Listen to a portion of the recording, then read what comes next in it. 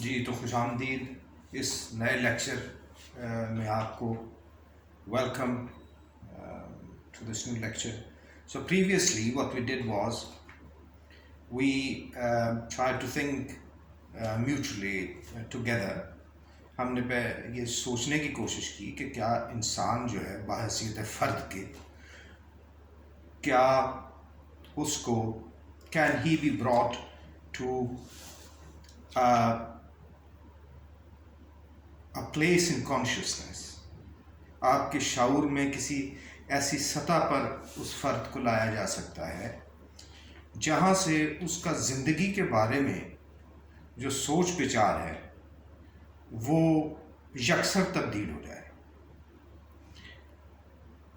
पहले तो हमने ये देखा है कि हमारा the consciousness, the content, the whole the labels, the things that constitute our consciousness, जो हमारे शऊर को यानी तश्कील देती हैं, उन चीज़ों में आपके तासुबात हैं, आपकी कंडीशनिंग है। ज़्यादातर तो आपकी कंडीशनिंग ही होती है।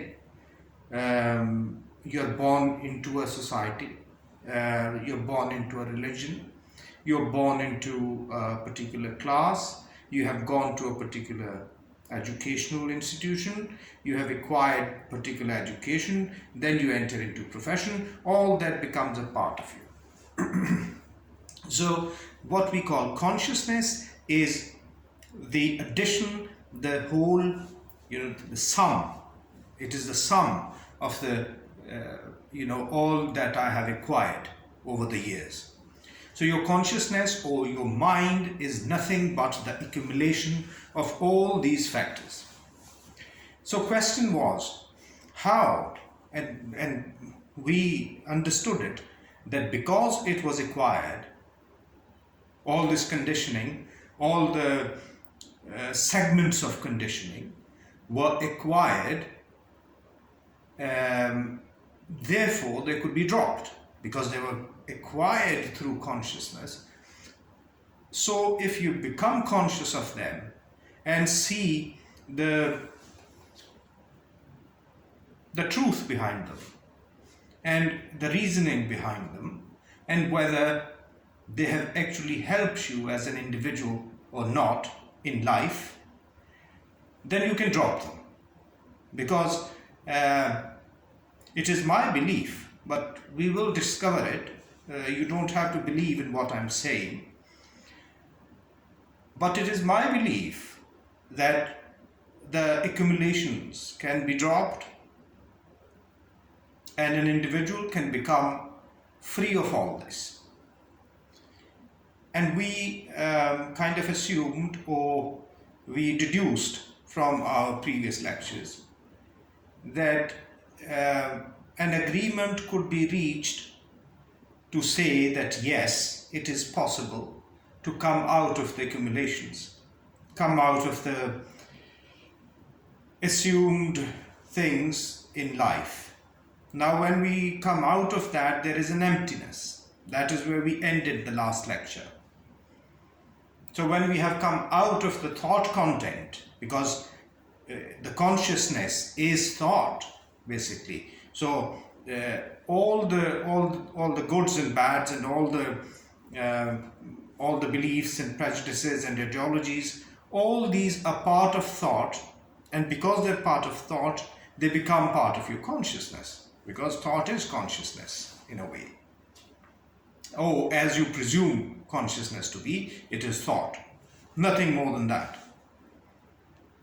So we have come to the conclusion that yes, an agreement could be reached between us that the thought content can be dropped.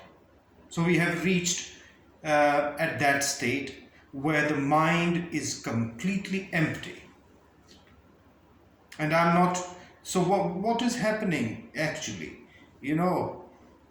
Because when I close my eyes and I look at myself, I see the working of my mind. So I see a character, a person, an entity who is me.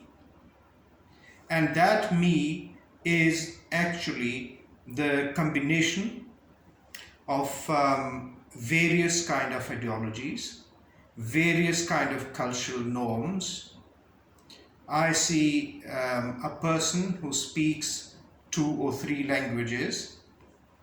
I see a person with a certain kind of background, and caste wise, and then you have racial background. I see myself as a brown person. I see myself as a person who is who belongs to a particular country, a particular background, and so forth. So all this is in my mind. Over all these prejudices and all these divisions, we discussed this. Thought is division. So all these divisions were in my mind. So now that I have dropped them, what has happened?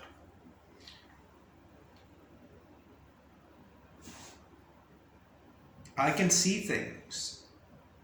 I can see things without being caught up in the interpretations which were previously fed to me by the systems that I believed in, or the systems that conditioned me. They provided interpretations, their own interpretations. So now I'm free of interpretations. So that means that I'm totally free. It is a fundamental, a qualitative change of consciousness which has appeared. Because consciousness is that actually creates the whole an observer inside you.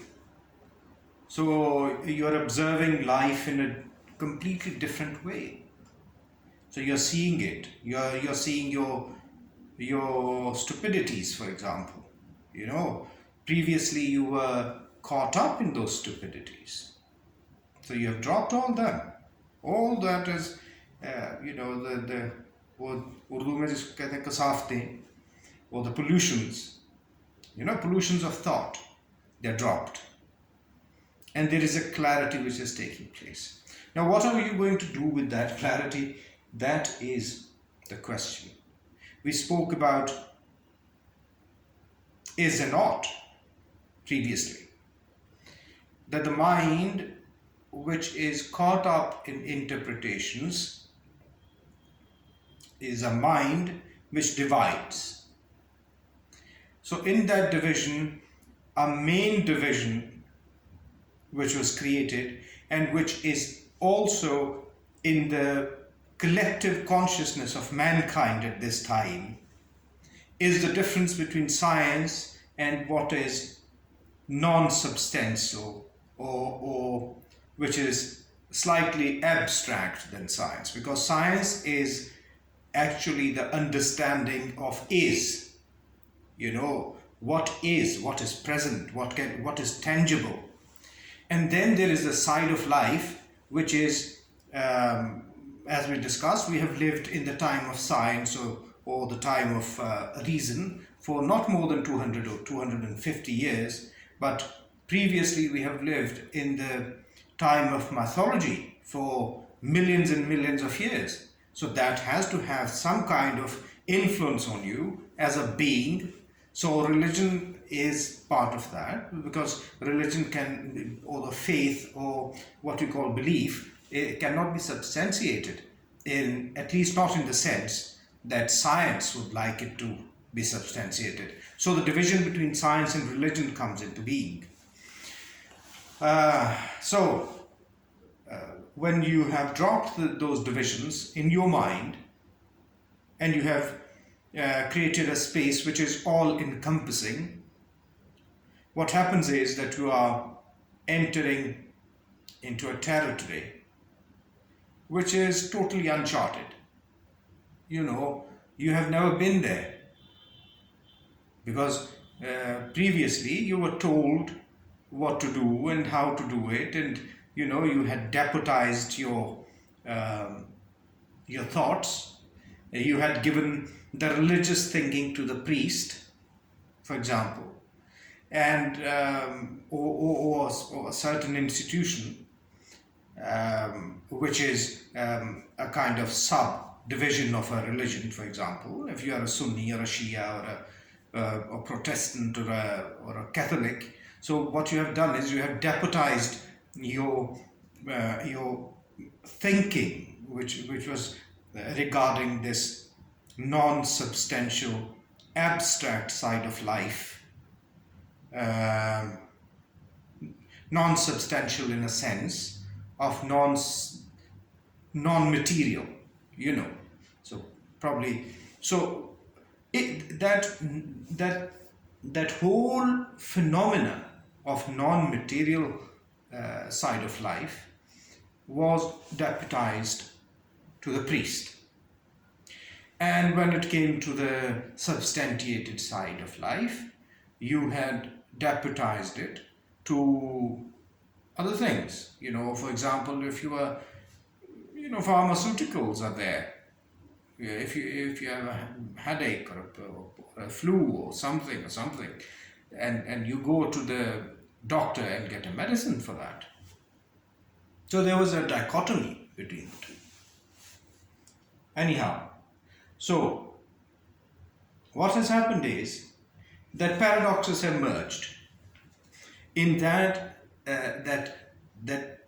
immense space of your mind, which was previously, it was littered with prejudices and assumed ideas, which were actually based on divisions. They have merged together. So they have merged to give a wholesome view of the things. You can see good as well as evil. You can observe it. You can observe it in the outer world, and you can observe it inside yourself. So the concepts have evaporated in you. The concepts have slowly withdrawn, because you have become conscious of them. You're conscious of the light, and you're conscious of the darkness.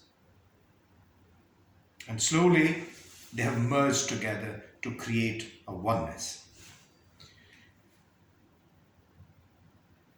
So before I started speaking to you today, I was thinking that yes, we have accomplished this thing, that we have come to a point where the whole spectrum of life is open to you. So what is it? Basically, what is the most important thing that we should talk about?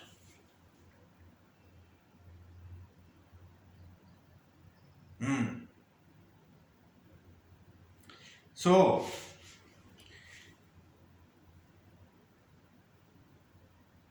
there has been an undercurrent in all these conversations.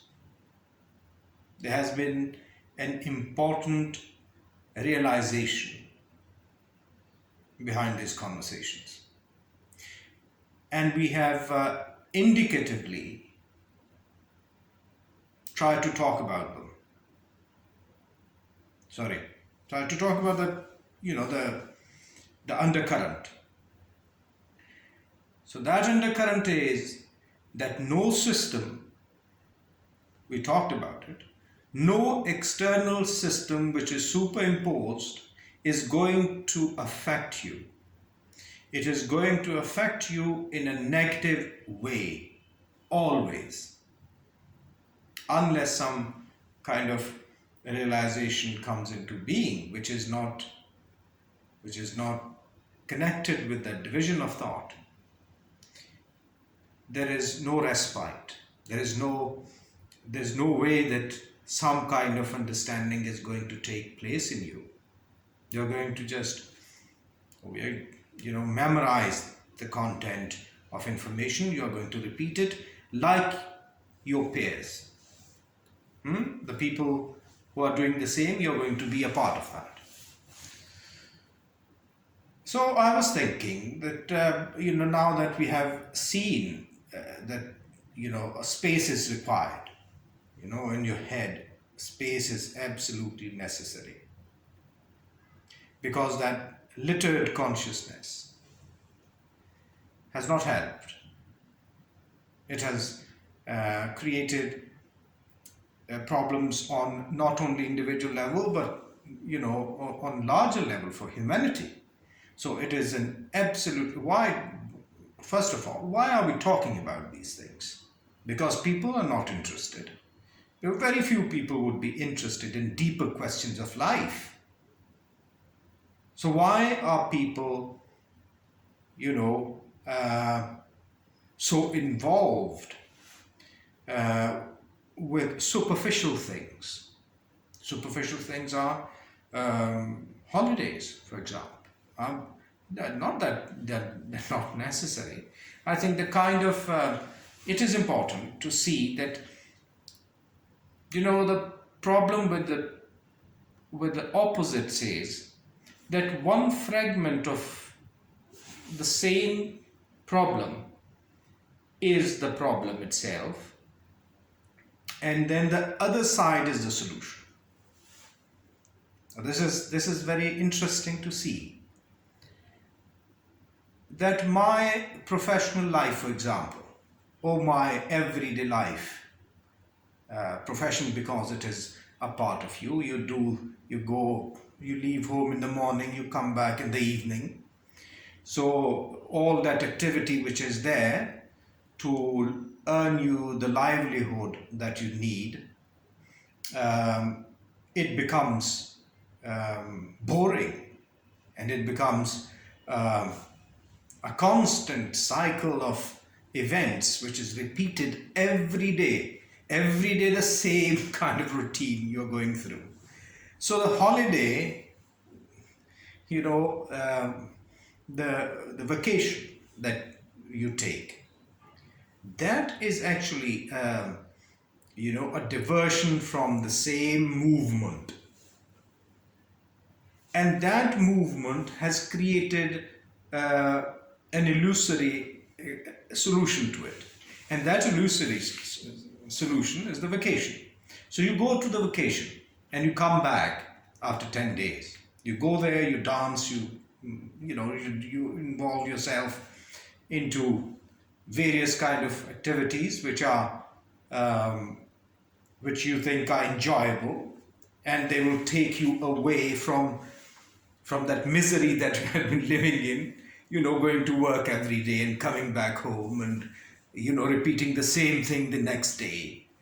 So the 10 days or the 14 days a year that you go away, you swim in the ocean and you eat food which is quite the same in in every country. All the holiday resorts have English food and the German food and French food, and you go there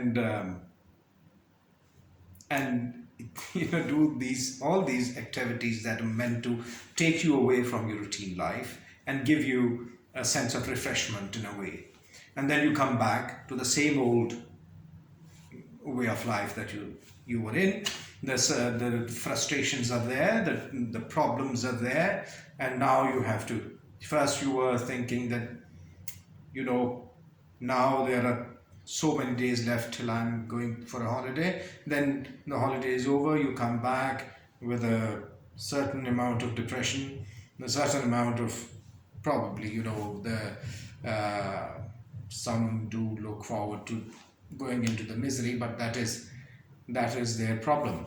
So and then in everyday life you have created the problem of boredom, and you have created assumed solutions to the boredom.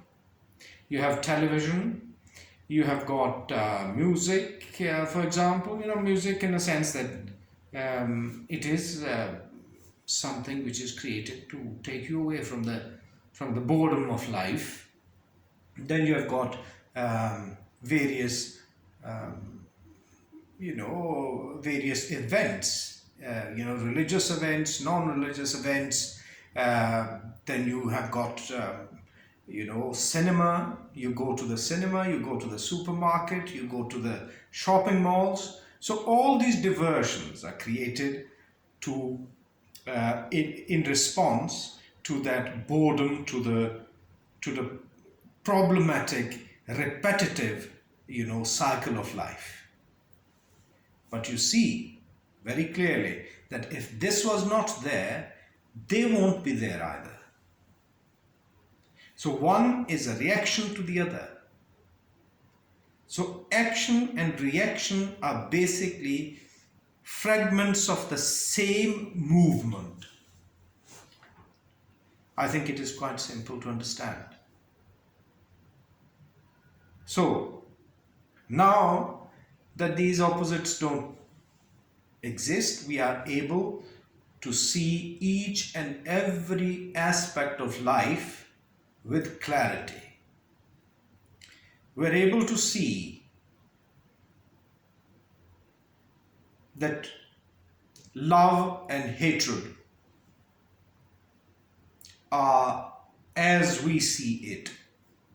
As we see or interpret love, the phenomena of love and hatred, they are the fragments of the same movement, as we spoke before. So I felt that, we will talk about the most misunderstood concept in human life. And that very misunderstood concept is the concept of love. Because love, as we see it, is the opposite of hatred.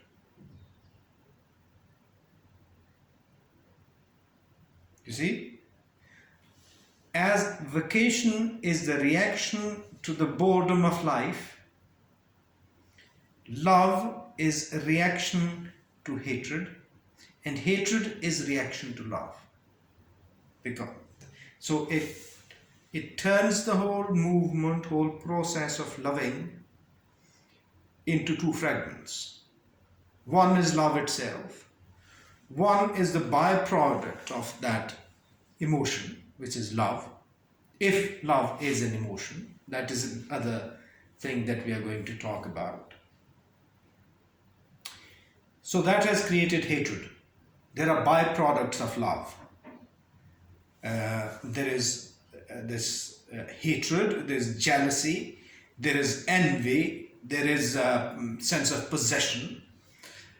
So all these fragments, are contained in that thing that we assume to be love. But is that love? So that is a very important question.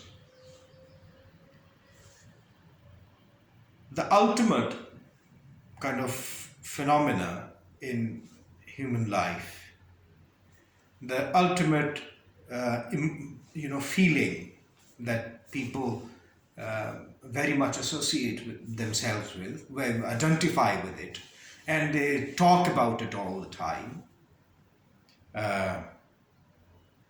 is love. So love has its byproducts like hatred, jealousy, envy, possession. So is that understanding of love correct? Because our religions also, emphasize compassion is a part of love, as they say it, and how people understand it, because it's a different, whatever somebody is saying, they are saying from a particular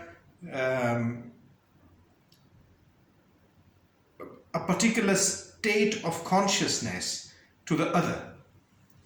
But the other person does not have necessarily to be at the same plan of or the same standard of consciousness, same level of consciousness to grasp that concept fully as you mean it to be understood. So the problem with religion is this: the truth of Jesus. Now this is a very delicate point to understand. My truth is my truth. It is not your truth. I have discovered it for myself. I own it. You have merely heard about it and you have adopted it. When I'm saying something, I'm saying it from my level of consciousness. Words, linguistics, similes, the comparisons, kind of examples, reasons, or stories. All these are ways of communicating something which is different to me and different to you. So anything which is one person's truth, and he might be very honest about it, and he might be very very sincere, very truthful about it, that he wants to convey it to the other person. But by the time the truth is conveyed to the other person, it becomes a lie. Why it becomes a lie? Because the other person has not experienced it. So, there's a story about this thing that,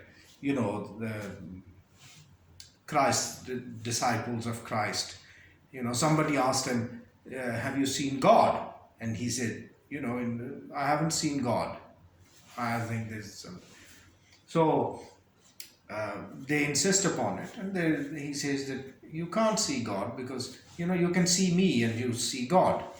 So this is interpreted by people that he was God himself. This Trinity, the ideology of Trinity, Father, the Son, and the Holy Spirit. So this whole thing is created out of it. So, Jesus is saying something else and conceived to be saying something else because the levels of consciousness are different. He's up there. He's being perceived by people who are down there. So his truth becomes a lie. Similarly, it is not a singled out incident. It is not a singled out ideology which is misunderstood. We can analyze any ideology. You can put it in front and be totally objective about it. Don't have any feelings, don't have any emotions attached to them, and analyze it. Analyze your ideologies, your ideas, your conceptions, your perceptions, your points of views, and then your all these presumptions. So you will see that they're not your presumptions. They're somebody else's presumptions and assumptions, and you have adopted them because somehow you felt a certain agreement with them, or you were told by authoritative figures in your life, your parents, that this is right, and you adopt it. Okay. So that that has to be discarded because it is fed to you, it is injected in you, so you forget about accepting it as the ultimate truth. So that is how other persons lie, or other person's truth becomes your lie. it is not only the religious thing that we were talking about, although the example that I gave fits quite well with the point that I was making. But same point can be made, quite adequately by saying that communism was not perceived to be exactly how Marx could have, or Engels could have, understood it. Why? Because they had perceived it to be different. So when it was implemented in various countries, in various situations, it failed. It is so everybody interpreted the same ideology. Marxism or Leninism or Maoism, for example, in China. So they interpreted the same ideology in various, various perceptions, various kind of conceptual levels. Because Karl Marx was saying something else and he was being heard to be saying something else. So his truth had become the lie of many, many people in the world. This is how that ideology failed. Similarly, you can talk about any ideology. These were just two examples of two extremes. I wanted to clarify my point with the help of religion, the dichotomy of religion, the truth and the lie. Then I wanted to give you a very material, very theoretical, very man-made system to explain to you that also has that dichotomy inside it, and that the void between the expression and between understanding is what creates the conflicts. So love. Love is treated the same way. That every emotion has an opposite. So humanity has understood love to be the opposite of hatred. But is it? Now this is how you explore. This is how you find out. The willingness to discard all the definitions, all the interpretations, and then you discuss. Then you discuss with complete passion and complete emotion, and all the feelings and the whole self, the whole amount of consciousness that you possess is invested in inquiring whether that thing is right or not. So anything. Then the results which will be derived from that inquiry, your conclusions, will be your conclusions. They will not be adopted things. So now that you have dropped all the paradoxes and the ideologies of your inheritance, the told facts, the injected facts. You have a quality of mind you did not possess before. So now you are in a complete, utter position to investigate. So you are going to investigate situations in life. You are going to get rid of all the cliches in life. The other day, I was watching a so-called, very known kind of a figure, and on the television,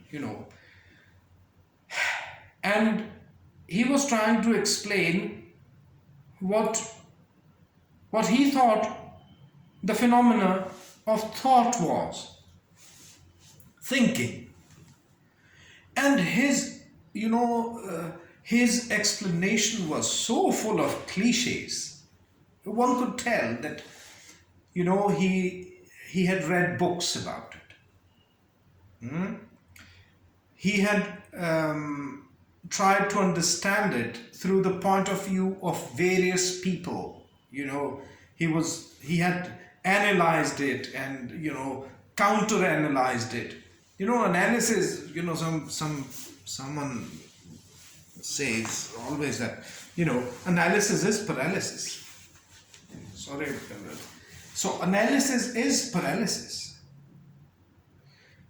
You are going to analyze anything according to the given ideas or given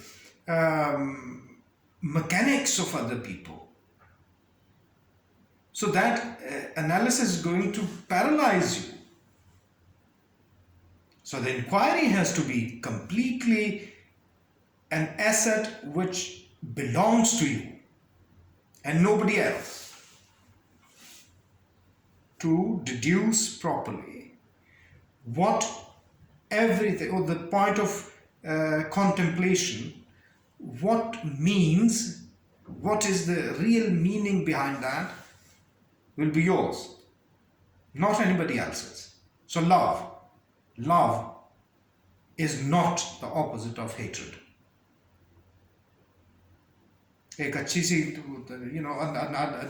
a good story, which is a Sufi story of in Islam, is of Hazrat Rabia Basri, for example.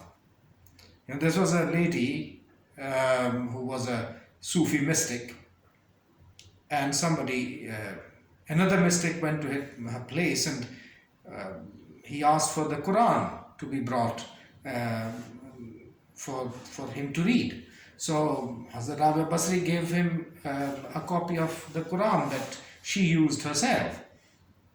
So he saw and noticed that there were certain verses in the Quran. Now this is a story which is quite well, it is quite a good authority behind it. It is taken from good books. So there is no, anyway, even if a story has a good moral content, you see, so